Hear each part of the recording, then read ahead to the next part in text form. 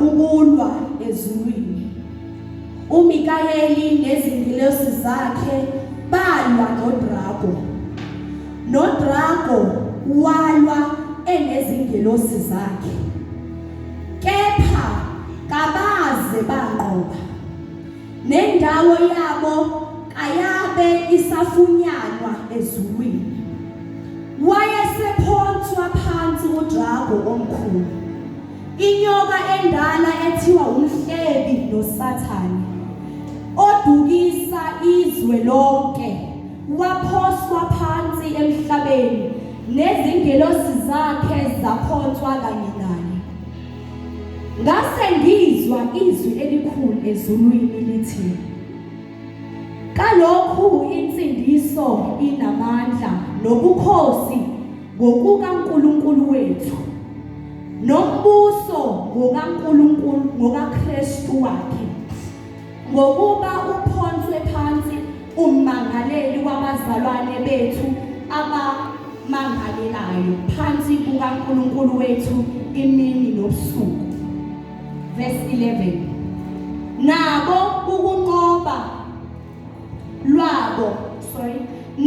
uqobo lwabo banqoba ngegazi lewundlu nangwezwi lobufakazi babo, futhi abakuthandanga ukuphila kwabo kwaze kwaba sekufeni.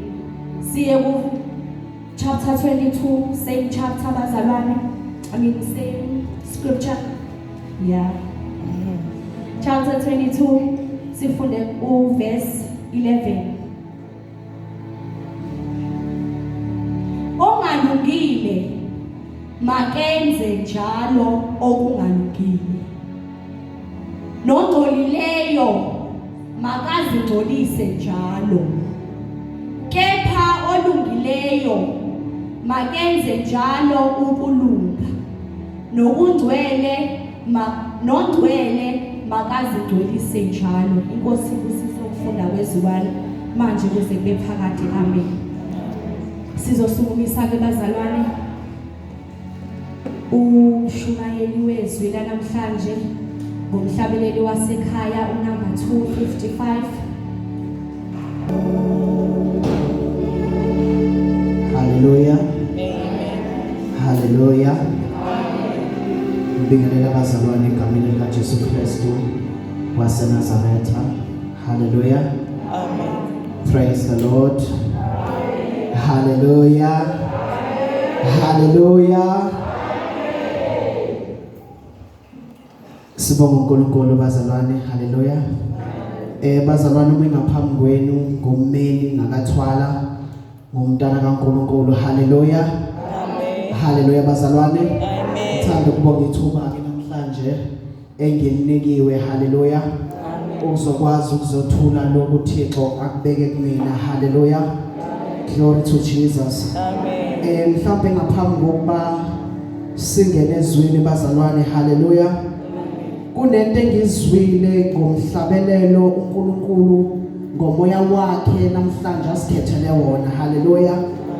Hallelujah. Kodwa bazalwane masuhlabelela sengathi singawuhlabelela ngokukhumbula lana uThixo asithathe khona. Hallelujah. Ngoba lithi mina ngihlabelela ngoba uJesu wangiphakamisa. Hallelujah. Ngamanye amagama uJesu ufike wena bekade uphansi, kodwa mayefika uJesu wena wathola ukuphakama. Hallelujah. Praise the Lord. Sengathi nje bazalwane uThixo engenza akuthandayo ngalomhlabelelo mangabe futhi esedelile bese siqhubeka nezwi. Hallelujah. And it is the reason I see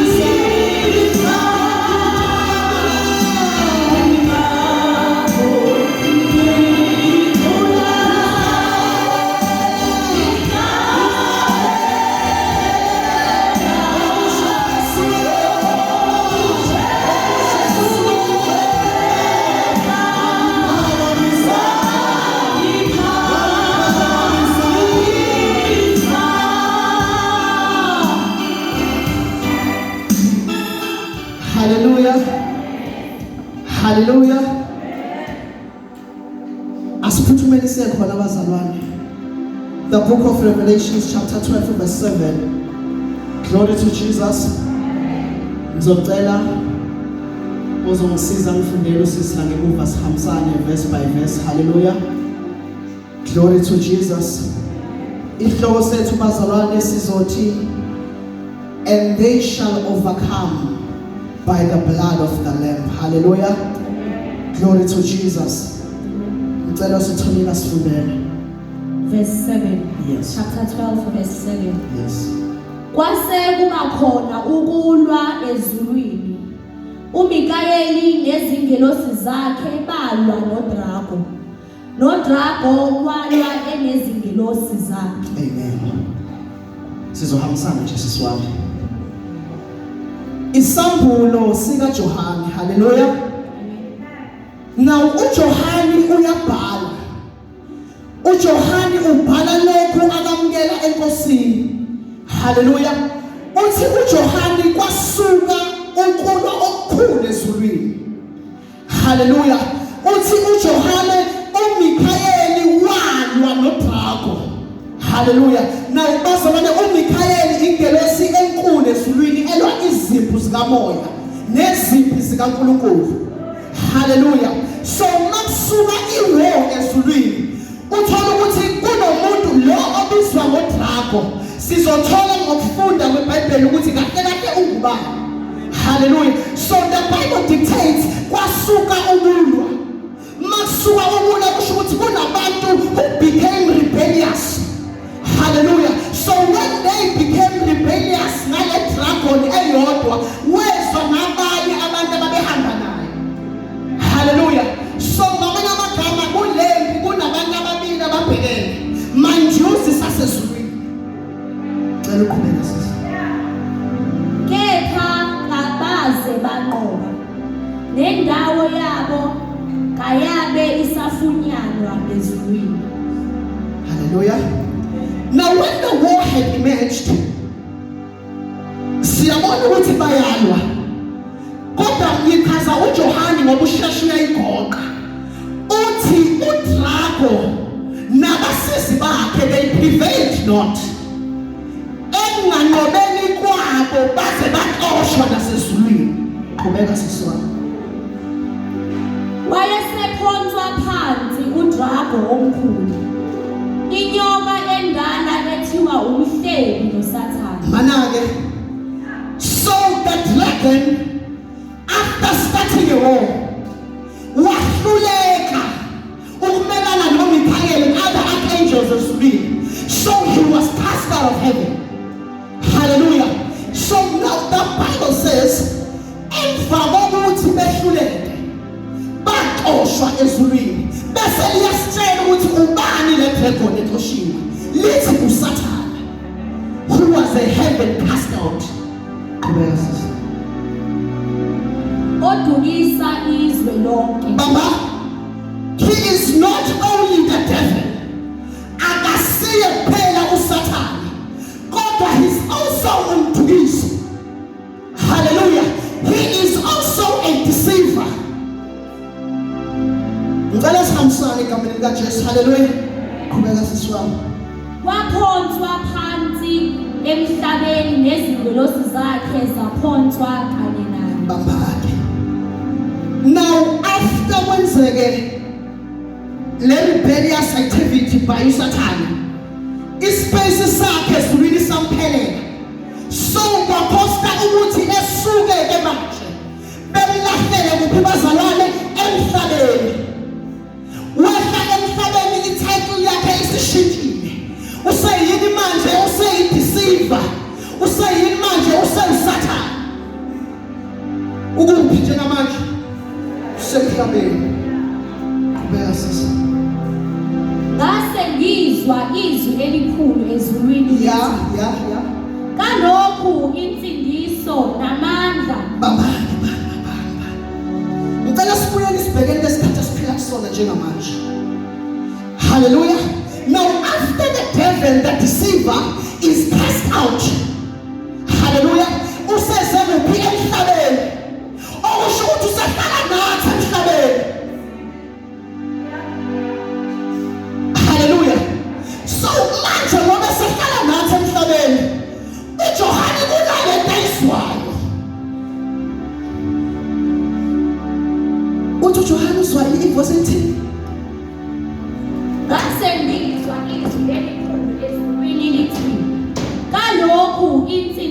nombuso namandla nobukhosi ngokukaNkulunkulu wethu. Bambake.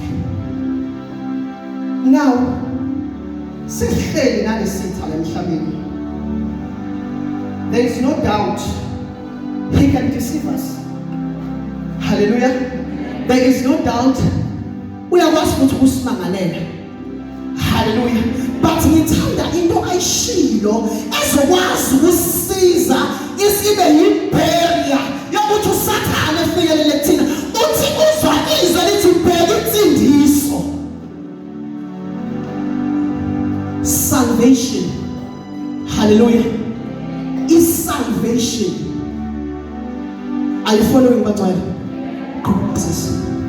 Namandla nobukhosi ngokukaNkulunkulu wethu nombuso ngokaKristu wakhe ngokuba uphonswe phansi ummangaleli wabazalwane bethu abamangalelayo phambi kokaNkulunkulu wethu imini nobusuku. Okay. Now, bazalwane, we find ourselves in a situation where sisendaweni eyodwa noSathane. Hallelujah. Now, mind you, icebo uNkulunkulu wayengakalikhandi. Hallelujah. Icebo alizosenza ukuthi singabi vulnerable to uSathane oyisitha sethu. Njenge-creation kaNkulunkulu sizombalekela kanjani na uSathane? Uthi uJohane bheka insindiso kaKristu. Hallelujah. Uthi bheka insindiso kaJesu Kristu. Hallelujah bazalwane. Siyakhumbula sonke ukuthi sono sasamukela le engadini yaseEdeni. Kodwa uNkulunkulu kwabisa ukuthi ekhambe icebo lokubuyisa umuntu kuyena.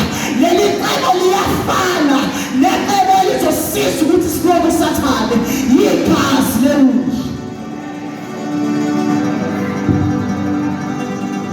Hallelujah. Igazi leWundlu. Qhubeka siswami. Nabo uqobo lwabo bamnqoba ngegazi leWundlu nangezwi lobufakazi babo futhi abakuthandanga ukuphila kwabo kwaze kwaba sekufeni. Yeah. Glory to Jesus. Hallelujah. Uthi uJohane bhekani nali ibundlu elisuse izono zehlabathi. Hallelujah. In the Old Testament, masokhumbula kade ingelosi yokufa yasuka ezulwini. Hallelujah. Kwathiwa ayiyo destroyer emhlabeni. Kodwa inkinga kwakunabantwana bakaNkulunkulu emhlabeni. So God had to devise a plan. Ukuthi my people ngizobasiva kanjani from this angel of death. Now the Bible says, kwaphuma umbiko wokuthi indlu nendlu mayihlaba ibundlu lithathe igazi layo libheke emnyango ukuze bayifike ingelosi. Igazi leWundlu, that was a sign of Jesus Christ. Oh yeah, let's introduce him. Hallelujah. Hallelujah. Hallelujah. Ngalesa sikhathi sasimemezela umusa kaKristu. Hallelujah. Thina asisabheki igazi kodwa sesamukela uKristu. Oyena ozosibisa esitheni nasemadeni esitha igazi likaJesu. The blood of the Lamb, the most purest lamb. Hallelujah. Yes, igazi leWundlu. Hallelujah. Esusayini izono zehlabathi. Ebesuthathile mawami igazi. Ebese yaguqula. Ebese khila umbhalo ethi bheka sekulahlwa. uKristu Jesu igazi. Igazi.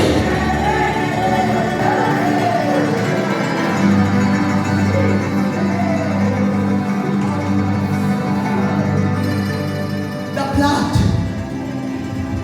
and suicide, and it's noma ukukhuleka isitha masifika sithi kuyamangalela ebese sibona igazi ungabusamangalela. Hallelujah. Ungabusamangalela bebasiwa ngendlela okuyibona manje. God is very furious. Ukuba kuya ngaye ibona nami ngayisibile nanokuye. Kodwa kunento eyenzakalayo ezulwini. Mangabe i-wrath kaNkulunkulu ifuna ukwehlela emhlabeni. Ethi iBhayibheli uJesu velethi ekhombisa ubabakho umhlaba ethi babakha laba ngabafela laba ngabafansa laba ngabasele emhlabeni ngabayanda ngegazi. Thank you, Lord Jesus. Funda sister, very last verse kuleyo chapter. Nabo uqobo lwabo Yes. bamqoba ngegazi lewu.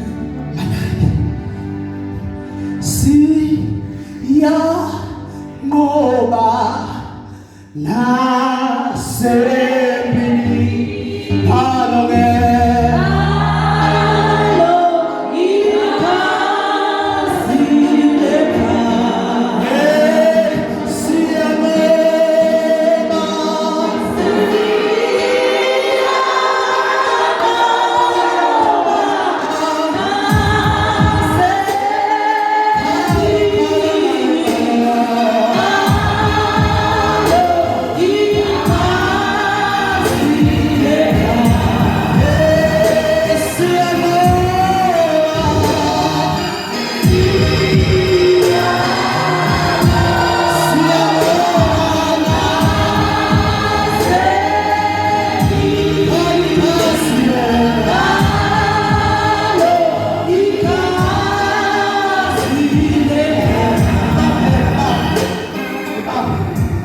Uyakhumbula ukuthi hleli nayo isathane emhlabeni. Uthini kuJohane uthi nabo banqoba ngani ngegazi. Yebo siyamnqoba usathane ngoJesu. Sinaye la emhlabeni. Ebese lithi and the word of their testimony. Hallelujah. The word, yes. Nobufakazi babo futhi abakuthandana ukuphila kwabo kwaze kwaba sekufeni. Kune-submission eyenzakalayo la. Yazi sibona ngani? Malithi futhi abakuthandana ukuphila kwabo kwaze kwasekupheleni. Likhuluma ngabantu asebezikhohliwe. Hallelujah. Likhuluma ngabantu who are in Christ. Likhuluma ngani ngezindaba ezintsha. Hallelujah. The word of their testimony. Angithi sebembonile uThixo ebenzani ebawinisa kulesitha. Hallelujah. Bambonile uThixo eba overcomisa emandleni alesitha. So mangabe uThixo exusa esimemthizeni, that becomes a testimony word. Hallelujah. Ethi noma give up uthawwazi ukuyelelela manje ngoba ngiyakhumbula ngo-2008 wakwangisusa kulesi sinye isimo. The very same God owangisusa ngalesa sikhathi usanguye manje.